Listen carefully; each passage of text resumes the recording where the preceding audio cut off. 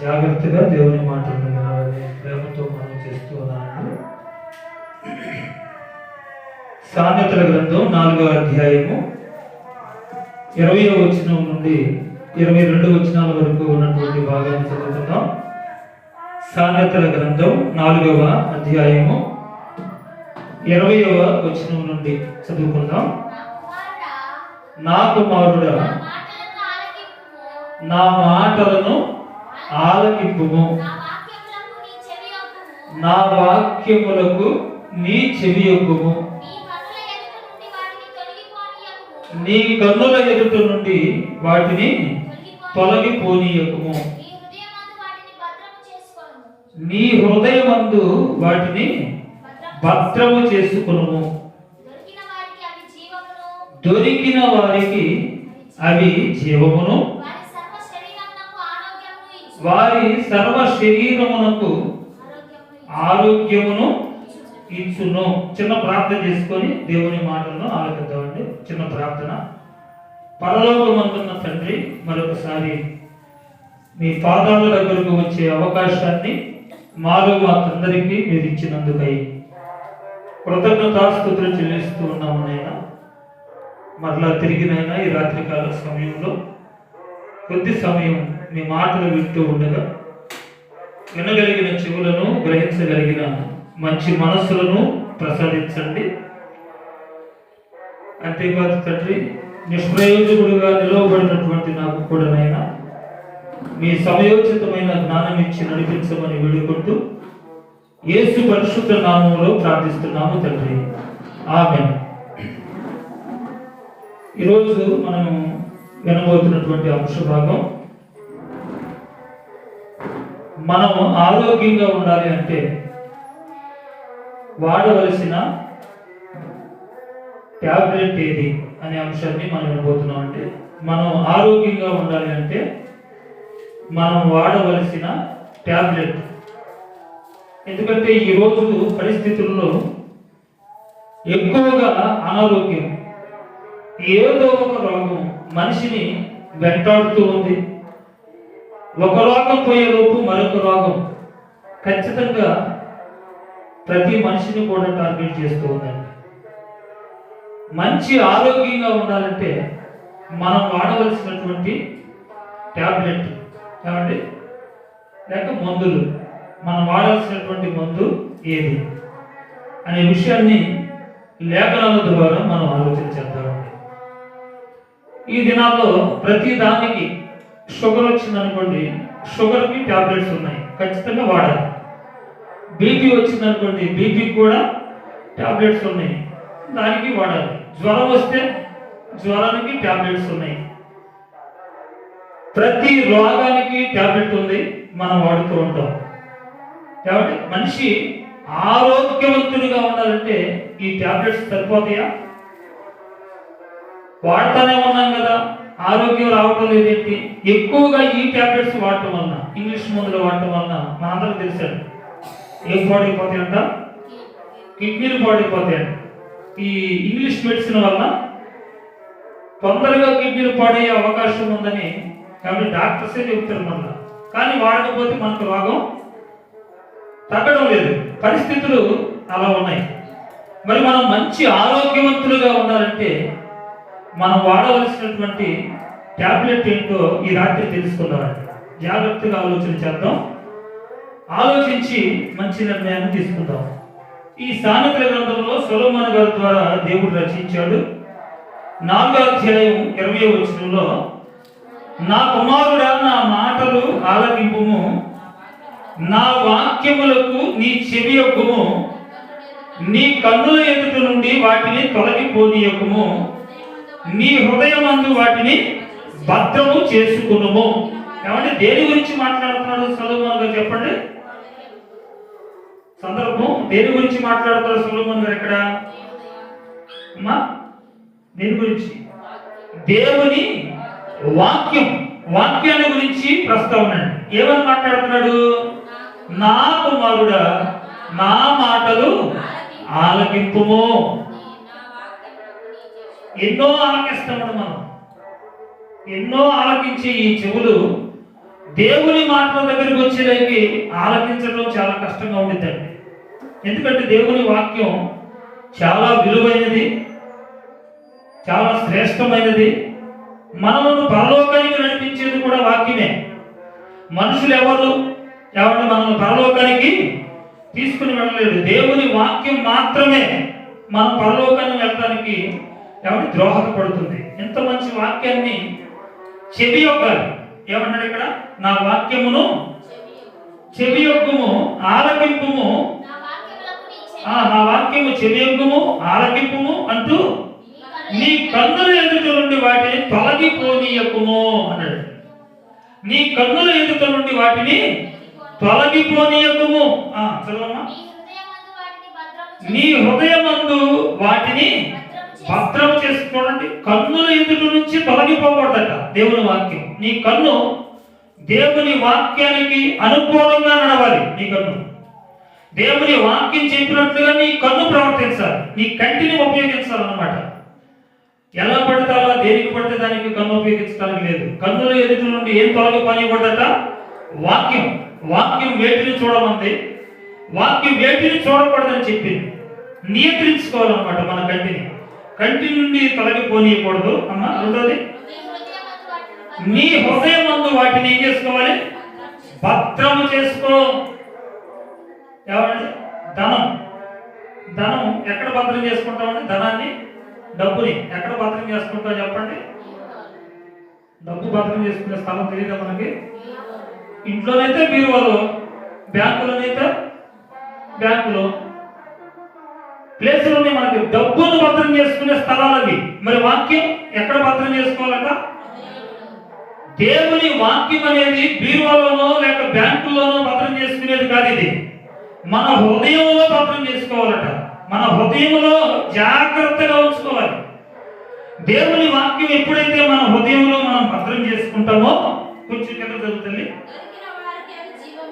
ఏం దొరికిన వారికి? వాక్యము దొరికిన వారికి అది జీవము అన్నాడు. వాక్యము దొరికిన వారికి అది జీవమును. చూసారండి? ఈ మాట మనకు చాలా ఇంపార్టెంట్. ఈ రాత్రి మనం ఆలోచిస్తుంది ఈ మాట గురించి. వాక్యము దొరికిన వారికి జీవమును, వారి సర్వ శరీరమునకు అన్నాడు చూడండి. వారి సర్వ శరీరమునకు ఆరోగ్యము అన్నాడు. సర్వ శరీరం అంటే సర్వ శరీరం అంటే ఏంటి అర్థం? సర్వ శరీరం అంటే ఏంటమ్మా? శరీరంలో ఏ రోగమైనా అని అర్థం. శరీరం లోపలే కదండి అవయవాలన్నీ తయారు చేసి దేవుడు ఈ అవయవాలు మళ్ళీ బయటికి కనపడితే, లేకపోతే బయటకు అలా కనిపిస్తుంటే దుమ్ము ధూళి అన్ని కొట్టుకొని పోయి పాడైపోతాయని చాలా జాగ్రత్తగా దేవుడు చర్మాన్ని కప్పేశాడండి. చూడండి, లోపల గుండె ఉంటుంది, కొట్టుకుంటూ ఉండాలి ఖచ్చితంగా ప్రతి ఒక్కరు గుండె. అది బయటికి కనబడేలా ఉంటే కాబట్టి చాలా ప్రమాదం. దాన్ని కనబడకుండా ఈ చర్మంతో కప్పేశాడండి దేవుడు. చాలా వండర్ఫుల్ గా మనల్ని దేవుడు సృష్టించాడు. అదే అంటున్నాడు ఇక్కడ. ఏమన్నాడమ్మా? సర్వ శరీరం, తల నుండి అరికాల వరకు ఉన్న ఈ సర్వ శరీరానికి ఎన్నో రోగాలు. కాళ్ళకి రోగాలు, చేతులకి రోగాలు, కళ్ళకి రోగాలు. కళ్ళకు ఉన్నాయా రోగాలు? కళ్ళకి శుక్లాలు వచ్చినాయండి, పొరలు వచ్చినాయండి, కళ్ళు కనపడలేదండి, మస్క్ వచ్చిందని ఎన్నో రోగాలు. కంటికి, చెవికి రోగాలు. చెవికి ఎన్నో రోగాలు ఉన్నాయండి మనకు తెలుసు. చెవు పోటని, చెవుడని, రకరకాల రోగాలు. కాబట్టి ప్రతి అవయవానికి రోగాలు ఉన్నాయి, సర్వ శరీరానికి రోగాలు ఉన్నాయి. ఈ సర్వ శరీరానికి ఆరోగ్యం రావాలంటే ఏం టాబ్లెట్ చేయాలంట? ఇక్కడ చెప్పేసాడు చూడండి. మీరు చెప్పగలుగుతారా ఏం రోగం, ఏం టాబ్లెట్ అది? సర్వ శరీరానికి ఆరోగ్యం రావాలంటే ఏ టాబ్లెట్ వేయాలి? వాక్యం అనే టాబ్లెట్ చాలా అవసరం. డాక్టర్ గారు చెప్పాడు అనుకోండి, ఖచ్చితంగా క్రమం తప్పకుండా ఈ టాబ్లెట్ తీసుకోమని. ఏం చేస్తాం మనం? క్రమం తప్పకుండా 3 పూటలు ఏమంటే 3 పూటలు, 2 పూటలు ఏమంటే 2 పూటలు ఆపకుండా వేస్తామండి రోగం తగ్గిందాక. దేవుడు ఏం చెబుతున్నాడు? ఒక తలకాయ నొప్పుకో లేక ఒక జ్వరానికో, మనకున్న షుగర్కో, బీపీకో, చిన్న చిన్న రోగాలకే కాదట. దేనికట? సర్వ శరీరమునకు ఆరోగ్యం. ఏ టాబ్లెట్ ద్వారా? మరలా చదువుతా చివరిలో, వారి సర్వ శరీరమునకు ఆరోగ్యము ఇచ్చును. ఆరోగ్యంగా లేకపోవడానికి, మనం ఆరోగ్యంగా ఉండకపోవడానికి మూల కారణం, ఈ సర్వ శరీరంలో ఆరోగ్యం లేకపోవడానికి మెయిన్ కారణం ఏంటో తెలుసా? ఈ టాబ్లెట్ సరిగా మనం సరైన సమయంలో, దేవుడు వేయమన్న సమయంలో మనం వేయలేదండి. డాక్టర్ చెప్పిన సమయంలో, సరైన సమయంలో వేసేస్తాం. ఖచ్చితంగా టయానికి భోజనం చేసి టాబ్లెట్ వేసేస్తాం. మరి దేవుడు ఈ వాక్యం అనే ఈ టాబ్లెట్ వేయమన్నాడు. ఎప్పుడెప్పుడు వేయమన్నాడు? దీనికి కూడా సమయం చెప్పాడు కదా. ఎప్పుడెప్పుడు వేయాలమ్మా? 3 పూటలు వేయాలా? 2 పూటలు వేయాలా? రోజు మొత్తం వేయాలా? రాత్రి వేస్తే సరిపోతుందా? ఎప్పుడెప్పుడు వేయాలండి? తెలీదా? ఈ వాక్యం అనే టాబ్లెట్ ఎప్పుడెప్పుడు వేసుకోవాలి మనం? సర్వ శరీరం ఆరోగ్యంగా ఉండాలంటే ఖచ్చితంగా ఈ టాబ్లెట్ చాలా అవసరం అండి. నువ్వు ఏ టాబ్లెట్ వేయకపోయినా పర్వాలేదు, కానీ ఈ టాబ్లెట్ నీకు సర్వ శరీరానికి ఆరోగ్యాన్ని ఇస్తుంది అని బైబిల్ గ్రంథంలో వ్రాయబడిన మాట్లాడు. వాక్యము దొరికిన వారికి అది జీవమును, వారి సర్వ శరీరమునకు ఆరోగ్యము అని చూడండి. ఆరోగ్యం. మనం ఆరోగ్యంగా ఉండాలంటే మనం మింగాల్సిన టాబ్లెట్, మనం తినాల్సిన టాబ్లెట్, మనం వేసుకోవాల్సిన టాబ్లెట్ ఏ టాబ్లెట్ అట? దేవుని వాక్యము అనే టాబ్లెట్ అండి. ఇది ఎలా వేసుకోవాలండి? ఈ టాబ్లెట్ ఎలా వేసుకోవాలి? దీన్ని మామూలు టాబ్లెట్ అంటే ఏమో నోట్లో వేసుకొని గొంతులో నీళ్లు పోసేసుకుంటాం. మరి ఈ వాక్యం అనే టాబ్లెట్ ఎలా వేసుకోవాలి? దావీదు గారు వేసుకున్నాడు అంటే సర్వ శరీరం ఆరోగ్యంగా ఉండాలని. తెలుసు కదండి దావీదు గారి గురించి. చాలా బలాఢ్యుడండి, చాలా ఆరోగ్యవంతుడు కూడా. 1000 మందిని యుద్ధంలో హతం చేశాడండి. ఎంతమందిని? 1000 మందిని చంపేస్తాడండి. 1000 మందిని. ఒక్కడు 1000 మందిని చంపడం ఏంటి? ఎలా వచ్చింది ఇంత ఆరోగ్యం దావీదుకి? ఎలా వచ్చిందో తెలుసండి? ఈ టాబ్లెట్ వేసుకున్నాడు. ఏం టాబ్లెట్? ఎవడు గొల్లియాతు ఎంత ఉంటాడండి? 6 మూరల జానుడు ఉంటాడంట. మూర అంటే తెలుసు కదా, అడుగున్నారా? ఒక మూర అడుగున్నారా? అడుగున్నారా ఒక మూర అయితే 6 మూరలు ఒక జాను ఉన్నాడంట గొల్లియాతు. దావీదేమో బాలుడిగా ఉన్నాడు, చిన్నవాడు. ఒకే ఒక దెబ్బకు పడగొట్టాడంట గొల్లియాతుని. అందరూ వణుకుతున్నారు, ఇశ్రాయేలీయులు అందరూ కూడా భయపడిపోతున్నారు గొల్లియాతుకి. చిన్న బాలుడు ధైర్యంగా ముందుకు వచ్చి నేను చంపేస్తాను వీళ్ళని కాదు ఒడిశాలో రాయి పెట్టి ఒక్క దెబ్బకి కొట్టేశాడండి. అలా వచ్చిందంత బలం, అంత ధైర్యం, ఏమండి అంత ఆరోగ్యవంతుడిగా ఉండడానికి గల కారణం ఏంటండి? దావీదు దేవుని వాక్యం అనే టాబ్లెట్ వేసుకున్నాడు. వేసుకున్నాడు లేదో ఒకసారి చూస్తారా? కీర్తనల గ్రంథం చూడండి. కీర్తనల గ్రంథం మనం ఎప్పుడు చదువుకునే మాట. అది కూడా 1వ అధ్యాయం 2వ వచనం చదువు. యెహోవా ధర్మశాస్త్రమునందు ఆనందించుచు. ధర్మశాస్త్రం అంటే దేవుని వాక్యం. యెహోవా ధర్మశాస్త్రమునందు ఆనందించుచు దివారాత్రము దానిని ధ్యానించువాడు ధన్యుడు అన్నాడు. ఎప్పుడెప్పుడట? ఉదయం, మధ్యాహ్నం, సాయంత్రం అన్నాడు. టాబ్లెట్ ఎప్పుడు వేసుకోమన్నాడు దేవుడు? దివారాత్రం.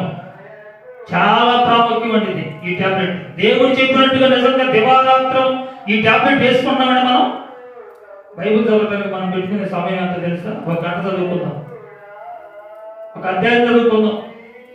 హడావిడిగా గబగబ చదువుకోవటం, పరిగెత్తుకుంటూ వెళ్ళిపోవడం ఏదో పని కదా, అంతే కదా. ఏదైనా పని తగ్గిందనుకో చదువుతామని బైబిల్ మనం పక్కన పెట్టాలి. పని విద్యం తర్వాత చదువుకోవచ్చు, ముందు పని కావాలి.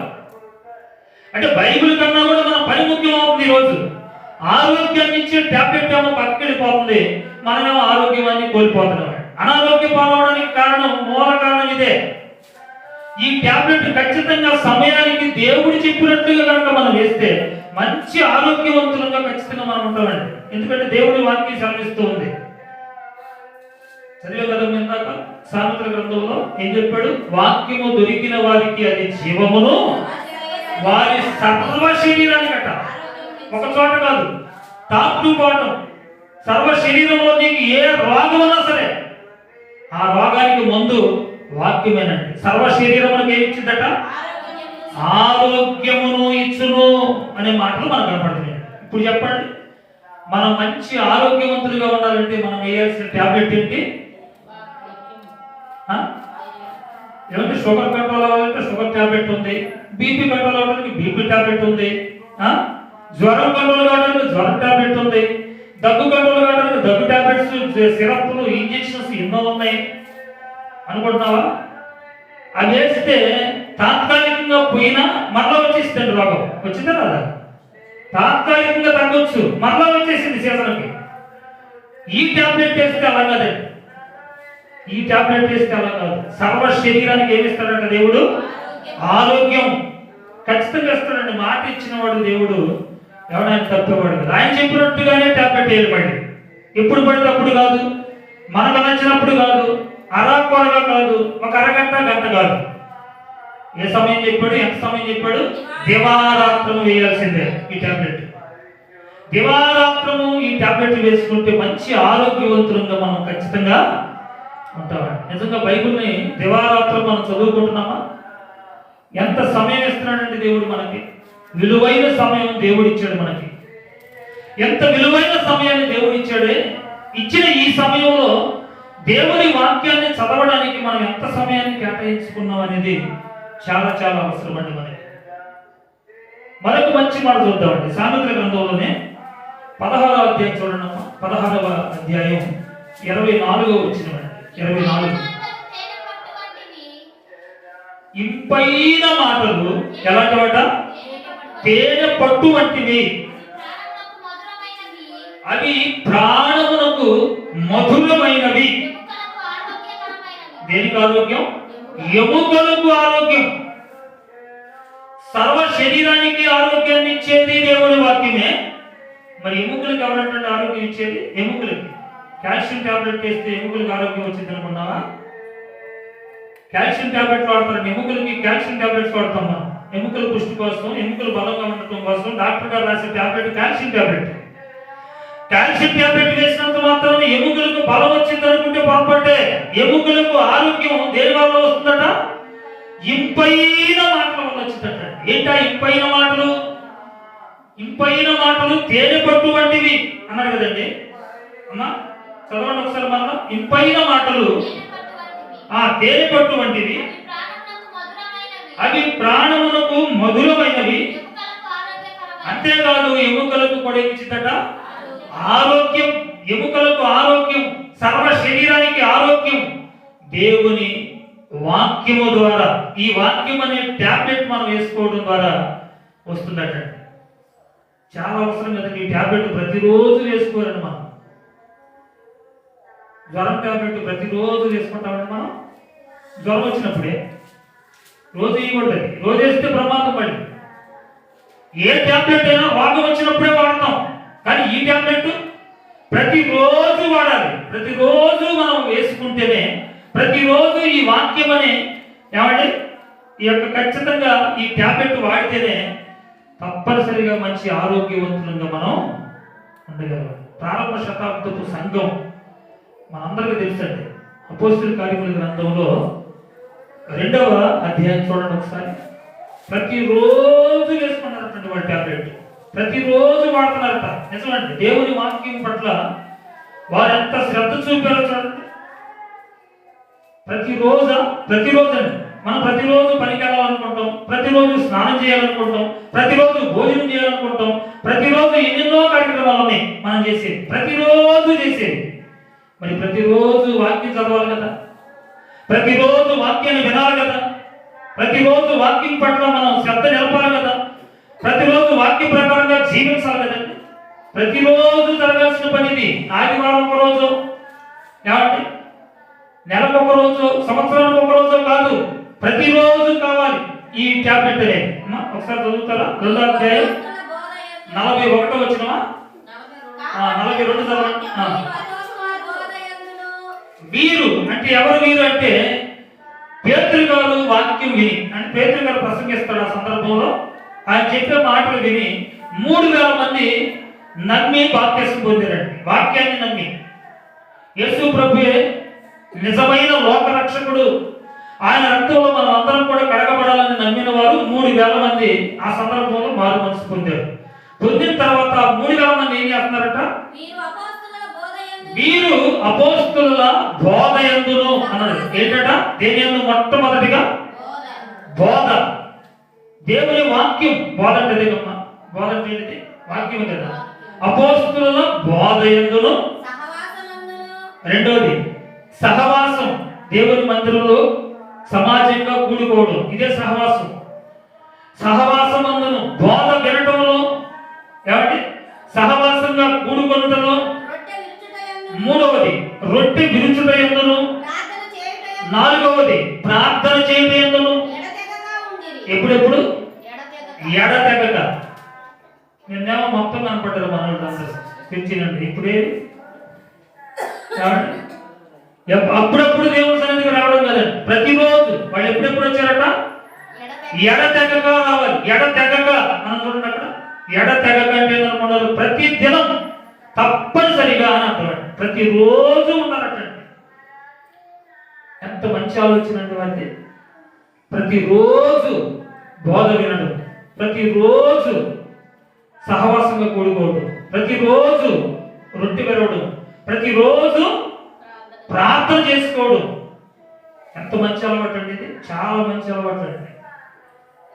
చాలా ఆరోగ్యంగా ఉన్నారండి వాళ్ళు కూడా. నిజంగా ఆ దినాల్లో వారు వాహనాలు ఏమీ లేవు. వాళ్ళకి వాహనాలు ఉన్నాయమ్మా?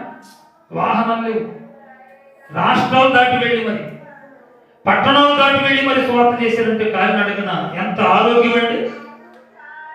కాలినడకన నడుచుకుంటూ వెళ్ళి ఎన్నో పట్టణాలు తిరిగాడండి పౌలు గారు. ఎన్నో పట్టణాలు తిరిగాడండి అపోస్తలుడైన పేతురు గారు. శిష్యులు అందరూ కూడా అండి చాలా దూరం నడుచుకుంటూ వెళ్ళి స్వార్థ చెప్పేవాళ్ళంట. ఆరోగ్యం ఉండాలి కదా, నడవాలన్నా కూడా ఆరోగ్యం ఉండాలి. ఆరోగ్యం లేకపోతే నడవలేము మనం. అంత ఆరోగ్యంగా ఉండడానికి కారణం ఏంటో తెలుసా? ప్రతిరోజు బోధే, ప్రతిరోజు దేవుని మాట్లాడినట్టండి. అంటే దేవుని వాక్యం అనేది ప్రతిరోజు టాబ్లెట్గా వాళ్ళు ఏం చేస్తున్నారు? వేసుకుంటున్నారు. కనుక అంత ఆరోగ్యం దేవుడు ఇచ్చాడు, మనకి ఇస్తాడు కూడా. ప్రతిరోజు వాక్యాన్ని చదువుకునే అలవాటు చేసుకోవాలి మనం. ప్రతిరోజు వాక్యాన్ని వినే అలవాటు చేసుకోవాలి. ప్రతిరోజు వాక్య ప్రకారంగా నేను నడవాలి. ఆ అలవాటు మనం చేసుకున్నప్పుడు ఆటోమేటిక్గా దేవుడు మనకు మంచి ఆరోగ్యాన్ని ఇచ్చేస్తాడండి. ఆరోగ్యం ఆయన చేతిలో ఉందండి, మన చేతిలో ఏం లేదు. ఆరోగ్యం ఎవరి చేతిలో ఉంది? దేవుని చేతిలో ఉంది. మనం అందరం కూడా దేవుని వశములో ఉన్నాం అనే సంగతి మనం మర్చిపోకూడదు. ఆయన చేతిలోనే ఆరోగ్యం ఉంది ఖచ్చితంగా అనడానికి. ఇప్పుడు యోబు గారు తీసుకోండి. సపోజ్ యోబు గారు ఉన్నాడు, ఏమంటే కురుపులతో బాధపడుతూ ఉన్నాడు, అపవాది చేత శోధింపబడి చెల్ల పెంకుతో గీక్కుంటూ ఉన్నాడట. అందరూ అసహించుకుని వెళ్ళిపోయారు ఆయన్ని. ఎంత అనారోగ్యం అండి అయింది. చనిపోయే స్టేజ్కి వచ్చాడు రాలేదు. అందరూ దూరం అయిపోయారు. అయినా కూడా మరి ఆరోగ్యం ఇచ్చింది ఎవరంటే? 42వ అధ్యాయం ఉంటుంది కదా మనకి. ఏ గుణం చదువుతున్నాం? 42వ అధ్యాయం.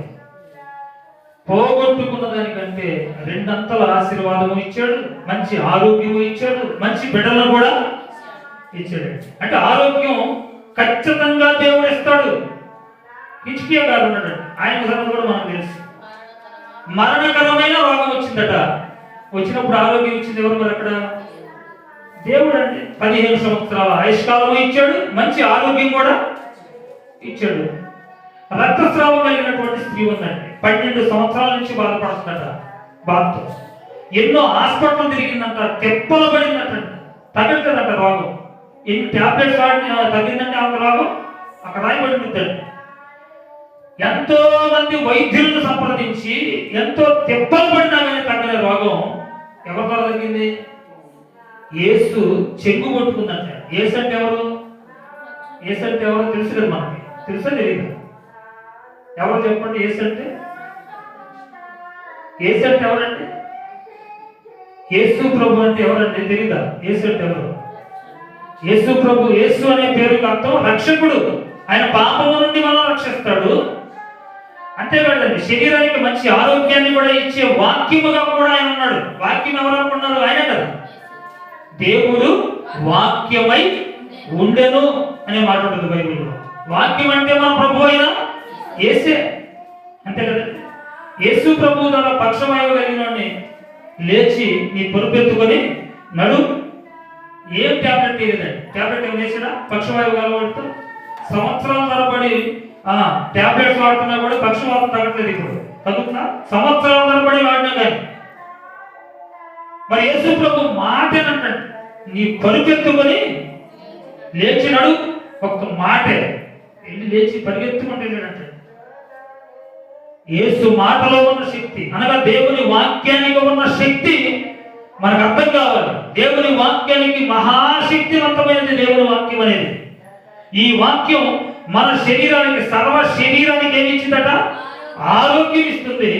మన ఎముకలకు ఏమిచ్చిందట? ఆరోగ్యం ఇస్తుంది. రెండు మాటలు చూసేవాడు మనం. సర్వ శరీరానికి ఆరోగ్యం ఇచ్చేది దేవుని వాక్యమే, ఎముకలకు ఆరోగ్యం ఇచ్చేది కూడా దేవుని వాక్యమే. మరొక మాట చూద్దాం, చూడండి. 3వ మాటగా అదే సామెతల గ్రంథం 17వ అధ్యాయం 22వ వచనం చదవమ్మా. దియా ప్రసాదరావు గారు పాడబడ్డాడు కదండి. చిన్నప్పుడు మన ఊరు ఎక్కువగా దియా ప్రసాదరావు గారు వచ్చాడు. ఆయన పాడుతూ ఉంటాడు, మీకు కూడా తెలుసు ఆ పాట. కాబట్టి సంతోషం ఎక్కడ దొరుకునని, సమాధానం ఎచ్చట మాకు దొరికేదని అనే పాట పాడతారు కదండి. ఇప్పుడు చదవండి ఆ మాటని. సంతోషము గల మనస్సు ఆరోగ్యానికి కారణం. సంతోషముగా ఉండాలంట మనస్సు. ఈ మనస్సుకు సంతోషం ఎక్కడ దొరికింది చెప్పండి. ఇప్పుడు చాలా బాధగా ఉందండి, మా నాన్న చనిపోయాడు, అందుకే నేను ఎక్కడికి వెళ్ళాను, వైన్ షాప్కి వెళ్ళి మందు వేస్తున్నాను. దేనికోసం వేస్తున్నానంట? చనిపోయినందుకు బాధ వచ్చినా మందు వేస్తున్నానని చెబుతాడు. పెళ్ళి వచ్చింది అనుకోండి, పెళ్ళండి అందుకే మందు వేస్తున్నాను అంటున్నాడు. అంటే మందు వేస్తే సంతోషం వచ్చింది అనుకొని మందులో ఉండేవాడు ఒకడు. ఏమండి, సంతోషం మందులో ఉందా? సంతోషం ఇందులో ఉంటుందా? అసలు సంతోషం అనేది మనకు ఎక్కడ దొరికింది? హ్యాపీగా మన మనస్సు సంతోషంగా ఉండాలంటే సంతోషం ఎక్కడ ఉందండి? ఎక్కడ దొరికింది? జగమంతా వెతికాడంట, జనులందరిని అడిగాడంట. చివరికి అది ఎక్కడ దొరికింది? మనందరూ తెలిసిన పాటే కదా, అది దేవుని వాక్యమే. బైబిల్లో ఉన్న వాక్యాన్ని ఆయన పాట రూపంలో రాశాడండి. చివరికి అది ఎక్కడ దొరికిందట? చివరికి లోకమంతా తిరిగి సంతోషం అక్కడ దొరికిద్దామో, ఎక్కడ దొరికిద్దామో, వాడదాలు దొరికిద్దామో, వేడదాలు దొరికిద్దామో అనుకుని తిరిగి తిరిగి తిరిగి చివరికి ఎక్కడికి వచ్చాడట? చివరికి అది నీలోనే, అంటే దేవునిలోనే. దేవుని దగ్గరే నీకు సంతోషం అంటే, దేవుని వాక్యం అందే నీకు సంతోషం. ఖచ్చితంగా సంతోషంగా ఉంటావు. నీకెంత శ్రమ వచ్చినా, నీకెంత బాధ వచ్చినా, నీకెన్ని ఇబ్బందులు వచ్చినా, నీకెన్ని ఆటంకాలు వచ్చినా, నీకు ఎలాంటి పరిస్థితులు ఎదురైనా సరే హ్యాపీగా ఉండగలవు. వాక్యం నీ మనసులో ఉంటే అంత సంతోషాన్ని ఇచ్చిందండి వాక్యం. లోకస్తులు అనుకోండి, చిన్న చిన్న సమస్యకే ఆధారపడిపోతూ ఉంటారు, ఏడుస్తూ ఉంటారు, బాధపడుతూ ఉంటారు, ఏంటన్నా పరిస్థితి అనుకుంటూ ఉంటారు. అదే నీకు మనస్సులో వాక్యం ఉంటే ఈ వాక్యము నీకు నెమ్మదినిస్తుంది. ఈ వాక్యం నీకు సంతోషాన్ని ఖచ్చితంగా అనుగ్రహించుతాడు. దేవుని మందిరంలో సంతోషం ఉంటుంది, దేవుని వాక్యములో సంతోషం ఉంటుంది. సంతోషం దొరకాలంటే దేవునిలోనే ఉంటుంది. పరిపూర్ణంగా మనకు సంతోషం ఉండాలంటే, అంతే కదమ్మా. అంటే ఇప్పుడు మనస్సు సంతోషంగా ఉందనుకోండి, మంచి ఆరోగ్యంగా ఉంటాం మనం. అర్థమైందా? అదే కదా అక్కడ రాసిన మాట. ఒకసారి చదువుతుంది. సంతోషము గల మనస్సు ఆరోగ్యానికి కారణం అన్నాడు. ఆరోగ్య కారణం అని చూడండి. సంతోషము గల మనస్సు వలన మనకు మంచి ఆరోగ్యం అంటాడు. అంటే మనస్సు ఎలా ఉండాలి? ఎప్పుడు కూడా మంది సంతోషంగా ఉండాలి. సంతోషంగా ఉండాలంటే ఇప్పుడు మనసుకు సంతోషాన్ని ఇచ్చేది ఎవరు? దేవుడు. దేవుడు ఇప్పుడు ఏ రూపంలో ఉన్నాడు మన మధ్య? వాక్య రూపంలో ఉన్నాడు. అంటే వాక్యం ద్వారా నీకు సంతోషం వచ్చింది. వాక్యము ప్రతి దినం చదువుట వలన నీ మనసుకు సంతోషం. వాక్యం చూడండి ఎంత ఆరోగ్యాన్ని ఇస్తుందో మనకి. వాక్యం సర్వ శరీరానికి ఆరోగ్యాన్ని ఇస్తుంది. మొదటి మాట. వాక్యం నీ ఎముకలకు ఆరోగ్యాన్ని ఇస్తుంది. రెండవ మాట, వాక్యం నీ మనసుకు సంతోషాన్ని ఇస్తుందండి. ఏదో ఒక సమస్యతో కుటుంబంలో సంతోషాన్ని కోల్పోతాం, ఏదో ఒక బాధతో ఎవరిని సంతోషాన్ని కోల్పోతూ ఉంటాం, ఏదో ఒక సమస్యతో సంతోషం అనేది మనకు దూరం అవుతూ ఉంటుంది. ఆ సంతోషం మరలా మనకు రావాలి అంటే దేవుని వాక్యం చెంతకు తప్పనిసరిగా రావాల్సిందే. దేవుని వాక్యం ద్వారానే మనకు సంతోషం ఉందని బైబిల్ గ్రంథం సెలవిస్తూ ఉందండి. సంతోషంగా ఉన్నప్పుడే ఆరోగ్యంగా ఉంటాం. ఆ సంతోషం కోల్పోయాం అనుకోండి, ఆరోగ్యం కూడా ఖచ్చితంగా క్షీణిస్తుంది. మనకి అనారోగ్య పాలవుతాం. అంటే మనం ఆరోగ్యంగా ఉండాలంటే ఏది సంతోషంగా ఉండాలట? మనస్సు సంతోషంగా ఉండాలి. మనస్సుకు సంతోషాన్ని ఇచ్చేది ఎవరు? దేవుని వాక్యం. దేవునిలోనే సంతోషం ఉంది. ఆలోచిద్దామండి. మరొక మాట చూద్దాం. 4వ మాట. 3 మాటలు చూసాం కదా, మరొక మాట చూద్దామండి. మనం మంచి ఆరోగ్యవంతులుగా ఉండాలంటే మనం వాడాల్సిన టాబ్లెట్ ఏది అనే అంశాన్ని మనం ఈ రాత్రి వింటున్నామండి. అంతే కదా? చూద్దాం. 4వ మాట చూడండి. అదే సామెతల గ్రంథం 3వ అధ్యాయం చదువు. 7వ వచనం చదువుతారా? 3వ అధ్యాయం 7వ వచనం. ఒకసారి, నేను దానిని కదా అని నువ్వు అనుకొనవద్దు. ఎవరి యందు? యెహోవా యందు, అంటే దేవుని యందు భయభక్తులు కలిగి చెడుతనమును విడిచిపెట్టాలి. ముందు దేవుని యందు భయభక్తులు కలిగిన వారు ఏం చేస్తారు? చెడుతనమును ఆటోమేటిక్ గా విడిచిపెట్టేస్తారండి. చెడుతనమును మనం విడిచిపెట్టాము అంటే ఖచ్చితంగా దేవుని యందు భయభక్తులు మనం కలిగి జీవిస్తున్నట్లే. చెడుతనమును కొనసాగిస్తున్నామంటే దేవుని భయం లేదు. అదండి ఆయన చెబుతున్నమాట. యెహోవా యందు భయభక్తులు కలిగి ఉండుట అంటే ఏంటో తెలుసా? చెడుతనమును విడిచిపెట్టుటయే. ఇది మీ దేహమునకు ఏమిస్తుందట? ఆరోగ్యం. చూసారా? మన దేహమునకు ఆరోగ్యం అంటండి. ఎప్పుడు మన దేహానికి ఆరోగ్యం? ఇప్పుడు చెప్పండి. దేవుని యందు భయభక్తులు కలిగి జీవిస్తూ చెడుతనమును విడిచిపెట్టినప్పుడు మనం ఆరోగ్యంగా ఉంటాం. చెడుతనమును విడిచిపెట్టినప్పుడే మనకు మంచి ఆరోగ్యం అనే మాటలు మనకి ఇక్కడ కనపడుతున్నాయి. అప్పుడు నీ దేహమునకు ఆరోగ్యమును, నీ ఎముకలకు సత్తువయు కలుగును. ఎముకలకు బలం, ఎముకలకు సత్తువ కలిగిందట. మంచి ఆరోగ్యంగా ఉంటామట. ఎప్పుడు? దేవుని యందు మనము భయము భక్తి కలిగి జీవిస్తూ చెడుతనమును విసర్జించినప్పుడు, చెడుతనమును విడిచినప్పుడు.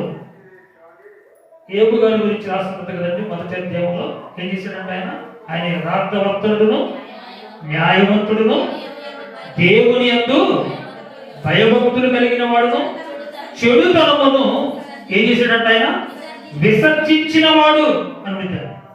భయభక్తులు కలిగిన వాడు చెడుతనమును విసర్జించిన వాడు ఏబు గారు. ఆరోగ్యంగా ఉన్నాడా? మరి లేడా? అనారోగ్యం వచ్చినా మరలా తిరిగి దేవుడు మంచి ఆరోగ్యానికి ఇచ్చాడండి. మరలా బిడ్డలు పుట్టాడండి ఆయనకి. మరలా ఎక్కువ సంపద ఇచ్చాడండి దేవుడు ఆయనకి. ఎంత మంచి ఆరోగ్యం ఇచ్చాడండి. ఇవ్వడానికి కారణం దేవుని యందు భయభక్తులు కలిగి ఉండడం వలన మంచి ఆరోగ్యం కూడా వస్తుందటండి. 4 మాటలు చూసాము. మరొక మాట చూస్తారా? మరొక మంచి మాట చూడండి. అదే సామెతల గ్రంథం 15వ అధ్యాయం 30వ వచనం చూడమ్మా. 30. ఏంటట? కన్నుల ప్రకాశము చూచుట హృదయమునకు సంతోషకరము. ఈ మాట చూద్దామండి. మంచి సమాచారము ఎముకలకు ఏమిచ్చిందట? పుష్టి. మంచి సమాచారం. సమాచారాలు ఎన్నో సమాచారాలు తీసుకొస్తా ఉంటాం. సమాచారం అంటే ఏంటి? అంటే సమాచారం అంటే ఏంటమ్మా? సమాచారం తెలియదా? సమాచారాలు ఇంతకుముందు ఎలా వచ్చాయి మనకి? ఇప్పుడంటే ఫోన్ వచ్చేది, సమాచారం తెలియట్లే మనకి. ఫోన్ లేకపోతే సమాచారం ఎట్లా వచ్చేది చెప్పండి? ఫోనే లేనప్పుడు, అసలు ల్యాండ్ ఫోన్ కూడా లేనప్పుడు సమాచారం మన బంధువుల దగ్గర నుంచి మనకు సమాచారం ఎలా వచ్చింది? ఉత్తరం ద్వారా సమాచారం. మేము క్షేమంగా ఉన్నాము, మీరు క్షేమంగా ఉన్నారా, ఇంకా సంగతులు ఏంటి, ఉత్తరం ద్వారా తెలియపరచండి. ఇప్పుడంటే ఫోన్ వచ్చింది కాబట్టి సమాచారం ఫోన్ ద్వారా వెళ్ళిపోతుంది. ఇప్పుడు ఇక్కడ రాయబడిన మాట ఏంటో తెలుసా? ఏం సమాచారం అంటే ఇది? మంచి సమాచారం. ఎముకలకు పుష్టినిస్తుంది. అంతేకమ్మా, మంచి సమాచారం ఏమి ఇచ్చిందంటే ఎముకలకి ఆరోగ్యం. పుష్టి అంటే ఆరోగ్యం కదమ్మా. మంచి సమాచారం అంటే ఏంటో చెప్పండి. ఇప్పుడు మంచి సమాచారం తీసుకెళ్ళాలి మనం. ఏంటది? దేవుని వాక్యమే మంచిది అన్నిటికన్నా కూడా తెలుసు కదా. నేను వాక్యాన్ని గురించి ఎందుకు చెబుతున్నానంటే ఈరోజు మనం వేసుకోవాల్సిన ట్యాబ్లెట్ కూడా అదే. ఆ ట్యాబ్లెట్ వేసుకుంటేనే మనం ఆరోగ్యంగా ఉంటాం అనే ఉద్దేశంతో దేవుడు రాసిన మాటలు మనం చూస్తున్నామండి. అన్ని ట్యాబ్లెట్ బాగానే వేస్తున్నాం, మరి సమాచారం తీసుకెళ్తున్నామా? మంచి సమాచారము ఏమిచ్చిందంటే మనకి ఎముకలకు పుష్టినిచ్చిందట. ఎన్నో సమాచారాలు, ఎన్నో మాటలు మాట్లాడి మనం ఈ సమాచారం అనేక ప్రాంతాలకు తీసుకెళ్ళాలి. ఎక్కడికి తీసుకెళ్ళాలి ఈ సమాచారం? మనం ఎక్కడ తీసుకెళ్ళాలమ్మా? చూస్తారు ఒకసారి. ఎక్కడికి తీసుకెళ్ళాలో తెలుసు కదా మనందరికీ, తెలీదా? మీరు ఎక్కడికి వెళ్ళి? సర్వలోకమునకు వెళ్ళి, సర్వ సృష్టికి. చూసారా? ఎక్కడికి వెళ్ళి? సర్వలోకమునకు వెళ్ళి, సర్వలోకమునకు వెళ్ళి సర్వ సృష్టికి సువార్తను, మంచి సమాచారం అంటే ఇదేనండి వాక్యం. ఎక్కడెక్కడ తీసుకెళ్ళాలంట? సర్వలోకం. ఎంత ఉందండి లోకం, మనం వెళ్ళలేదని ఉందా లేదా? మన ఓపిక ఎంత దూరమైనా మనం వెళ్ళొచ్చు, అవునా కదా? మనకు ఆరోగ్యం ఇచ్చాడు దేవుడు. ఇచ్చిన ఆయన ఏం చెబుతాడంటే సమాచారం, మంచి సమాచారం ఎముకలకు పుష్టినిస్తుంది.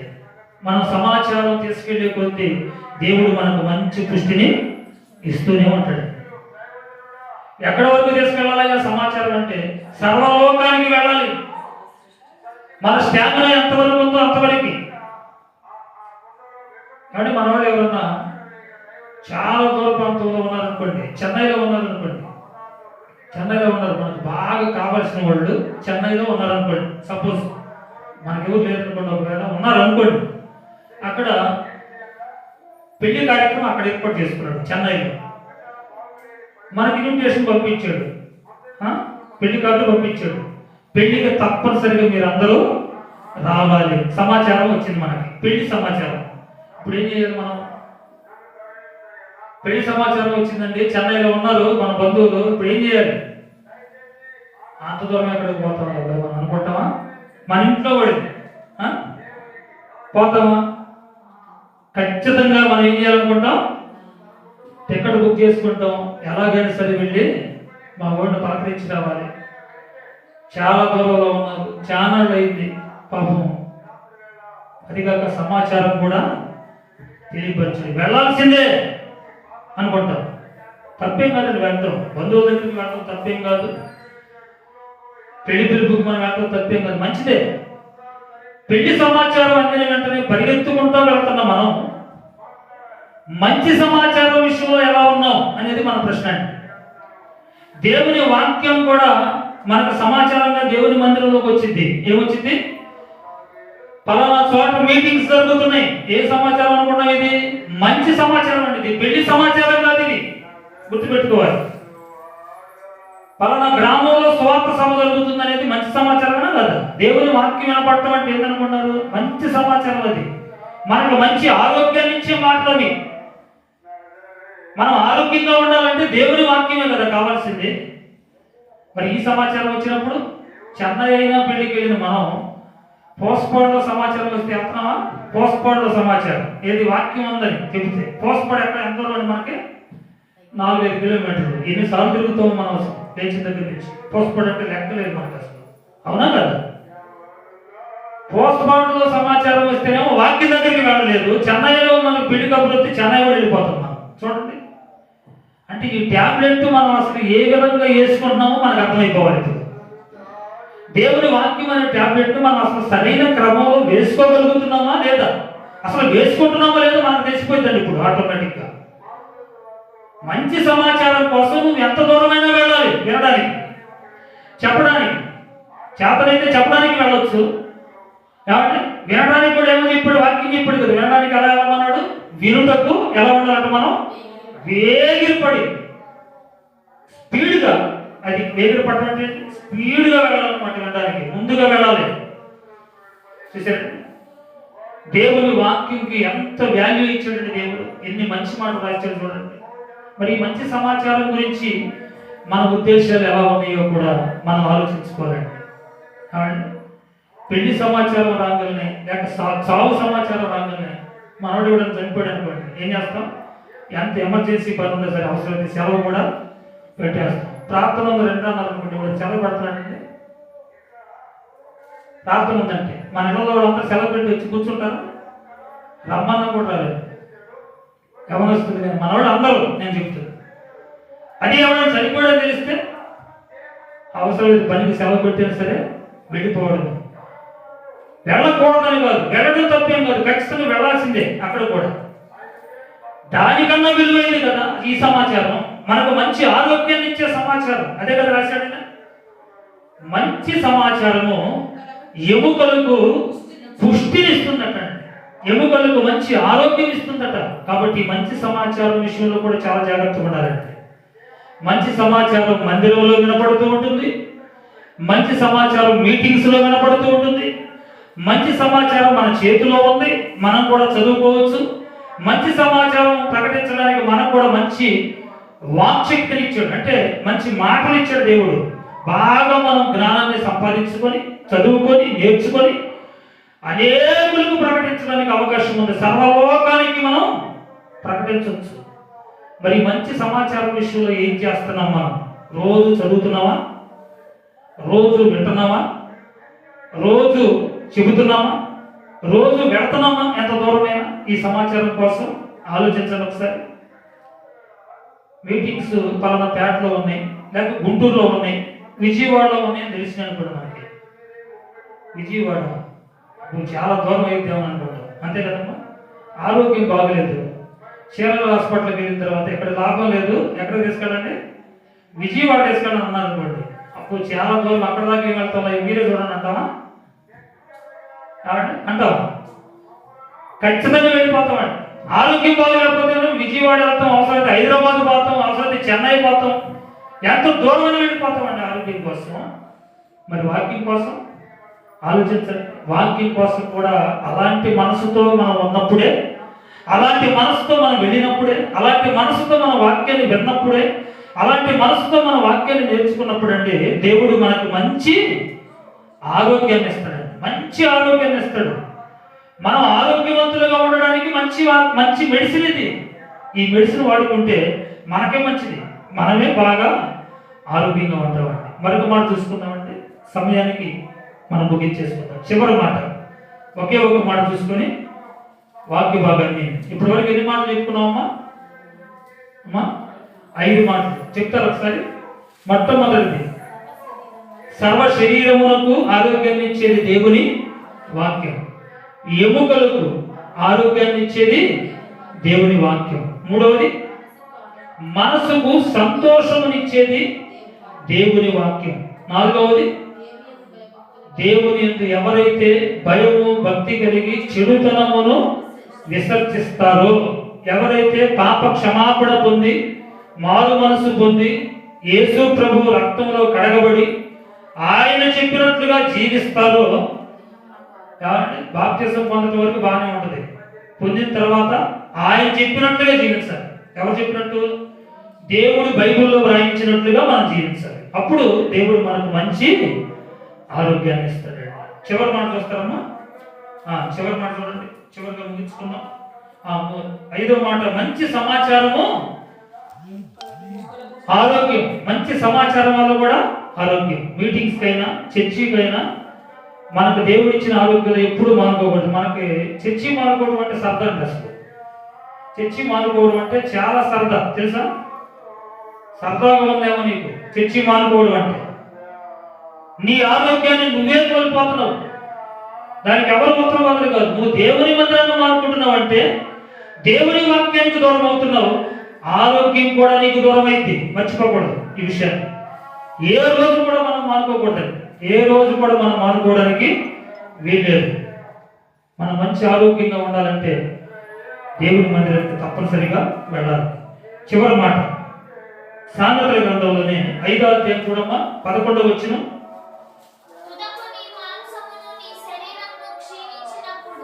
తొలకు నీ మాంసమును నీ శరీరమును క్షీణించినప్పుడు ఏమనుకుంటారట?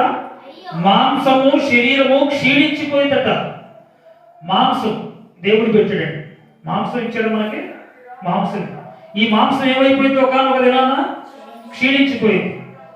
దేవుడు ఇచ్చిన టైంలోపే క్షీణించిపోతుంది కొంతమందికి మాంసం. ఎందుకు క్షీణించిపోతుంది? దేవుడు ఇచ్చిన టైం దాకా ఉండకుండా ఏమంటే మందు తాగడం, బీడీలు తాగడం, సిగరెట్లు తాగడం, ఏమంటే రకరకాలుగా అలవాట్లకు బానిసలై ఈ అవయవాలన్నింటినీ పాడు చేసుకొని ఏమైపోతుంది? ఈ శరీరం అంతా కూడా, ఈ మాంసం అంతా కూడా క్షీణించిపోతుందండి.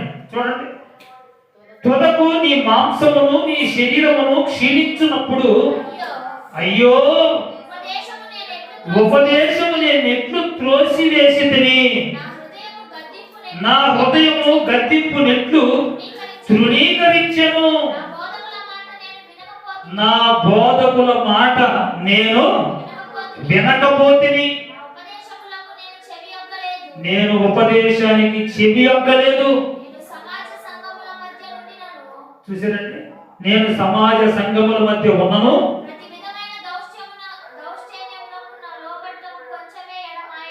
చూసారండి, ప్రతి విధమైన దౌష్ట్యమునకు లోబడుటకు కొంచెమే ఎడమాయను గాని నీవు చెప్పుకొనొచ్చు మూలుగుచు. ఏం చెప్పుకుంటారట? తొలకి దేవుని వాక్యాన్ని వినకుండా పెడచెవిని పెట్టి మందిరాన్ని మానుకోకూడదని ఎన్నిసార్లు మనం విన్నా మందిరాన్ని మానుకుంటున్నాం. వాక్యాన్ని మర్చిపోకూడదు, ఖచ్చితంగా హృదయంలో వాటిని భద్రపరచుకోవాలని వాక్యం ఎన్నిసార్లు వెళ్ళలేదని మనం ఎక్కడ రాసుకోవాలి? వాక్యాన్ని హృదయం అనే లోపల ఉండాల్సిందండి వాక్యం అనేది. ఇది పై పైన విని వదిలిపెట్టేది కాదు, మన హృదయంలో ఉంచుకోవాలి. దేవుని వాక్యం హృదయంలో ఉండాలి. హృదయంలో ఉండడం లేదనుకోండి ఏం చేస్తున్నట్టు? మనం వాక్యాన్ని తృణీకరిస్తున్నాం. అదే చెబుతాడు ఇక్కడ. తుదకు ఏమైందంట పరిస్థితి? తుదకు నీ మాంసమును నీ శరీరమును క్షీణించినప్పుడు దేవుని వాక్యం వినకుండా ఇష్టానుసారంగా ప్రవర్తించి, ఇష్టానుసారంగా జీవించి, పాపములోనే జీవించి, పాపముతోనే పయనించి తీవ్ర చివరాఖరికి ఈ మాంసం అంతా క్షీణించినప్పుడు, అనారోగ్యం వచ్చినప్పుడు అయ్యో ఉపదేశము నేనెట్లు త్రోసివేసింది. ఏం చేశాడట? ఉపదేశం నేనెట్లు త్రోసివేసింది. ఉపయోగం ఉందా? మాంసం అంతా క్షీణించిన తర్వాత, ఆరోగ్యం అంతా పోయిన తర్వాత ఇంకేం ఉపయోగం చెప్పండి? అయ్యో ఉపదేశమును నేనెట్లు త్రోసివేసింది, నా హృదయమును గద్దింపును ఎట్లు నేను తృణీకరించాను. హృదయాన్ని దేవుని వాక్యం నిన్ను గద్దిస్తున్నా గాని వాక్యాన్ని తృణీకరిస్తున్నావా? ఉపదేశం వినబడుతున్నా గాని విని విన్నట్లుగా విడిచిపెడుతున్నావా? తొదకు దేవునికి మొరపెట్టే రోజు వచ్చిందంట. తొదకు చివరికి ఎన్ని మాటలను విన్నా, ఎన్నిసార్లు వింటున్నా, కాబట్టి వాక్యానికి మనం లోపడకపోతే పరిస్థితులు వేరుగా ఉంటాయి. అనారోగ్య పాలవుతాం. అయ్యా నీ ఉపదేశం నేను ఎట్లు త్రోసివేసిందని, నా హృదయం గద్దింపును నేను ఎట్లు తృణీకరించింది, నా బోధకుల మాట నేను వినకపోతిని.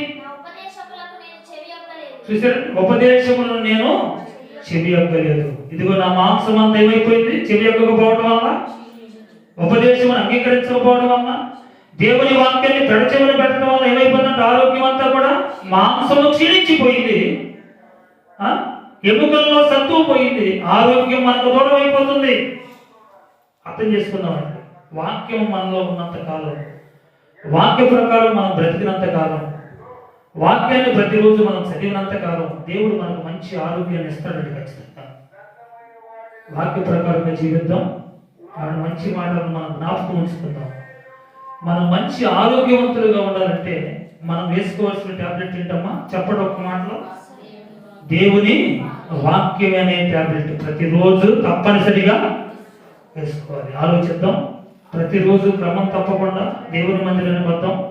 ప్రతిరోజు క్రమం తప్పకుండా దేవుని వాక్యాన్ని చదువుదాం. ప్రతిరోజు క్రమం తప్పకుండా ప్రార్థన చేసుకుందాం. ప్రతిరోజు క్రమం తప్పకుండా దేవుని యొక్క మాటల చొప్పున మన జీవితాలను కొనసాగించుకుందాం. మంచి ఆరోగ్యవంతులుగా భూమి మీద జీవిద్దాం. అట్టి కృప దేవుడు మనందరికీ అనుగ్రహించును గాక. చిన్న ప్రార్థన చేసుకుందామండి. పరలోకమందున్న తండ్రి, మరొకసారి మీ పాదాల దగ్గరకు వచ్చి ప్రార్థిస్తున్నాము నాయన. ఇప్పటి వరకు మీ మాటలు విన్నాము నాయన. మంచి ఆరోగ్యవంతులుగా మేము ఉండాలంటే మేము వేసుకోవాల్సిన ట్యాబ్లెట్ ఏంటో మీరు రాయించినటువంటి మాటల నుంచి కొన్ని సందర్భాలను మేము చూడగలిగాం తండ్రి. నిజమేనాయన, ప్రతిరోజు మేము వేసుకోవాల్సినటువంటి ట్యాబ్లెట్ దేవుని వాక్యమేనని మాకు అర్థమవుతూ ఉంది. అర్థం చేసుకున్న మీ బిడ్డలనైనా ప్రతిరోజు కూడా దేవుని వాక్యాన్ని క్రమం తప్పకుండా చదువుకుంటూ, క్రమం తప్పకుండా వింటూ, క్రమం తప్పకుండా విన్న ప్రకారంగా పాటిస్తూ మంచి ఆరోగ్యవంతులుగా ఉండడానికి మీ సహాయం అనుగ్రహించండి. విడిచిపెడితే మాత్రం, వాక్యాన్ని ఉపదేశమును త్రోసివేస్తే మాత్రం అనారోగ్య పరిస్థితుల్లోకి వెళ్ళిపోతామని కూడా మీరు హెచ్చరిక చేస్తూ ఉన్నారు. మా స్థితిగతులు ఎలా ఉన్నాయో ఒకసారి మమ్మల్ని మేము పరీక్షించుకొని మీ వాక్యమునకు లోబడి మంచి మనసులతో నేను మిమ్మల్ని ఆరాధించే భాగ్యమును దయచేయమని వేడుకుంటూ, చేరికూడి వచ్చిన ప్రతి బిడ్డను పేరు పేరును మీరు జ్ఞాపకం చేసుకోనండి. రాలేక వెనకబడుతున్న మీ బిడ్డలను కూడా నాయన మరొక తరుణంలో ప్రేరేపించి మీ సన్నిధికి నడిపించండి. తిరిగి ఎవరి గృహాలకు వారు వెళుతూ ఉన్నారు నాయన. మీ చిత్తమైతే మరొక తరుణంలో మేమందరం కూడా ఈ విధంగా కలుసుకొని మిమ్మల్ని స్తుతించే కృపను అనుగ్రహించమని వేడుకుంటూ యేసు పరిశుద్ధ నామములో ప్రార్థిస్తున్నాము తండ్రి. ఆమేన్. అందరికీ వందనాలండి. రేపు రాత్రికాల సమయంలో మా గృహం గృహ కూడిక నిర్వహించడం జరుగుతుంది.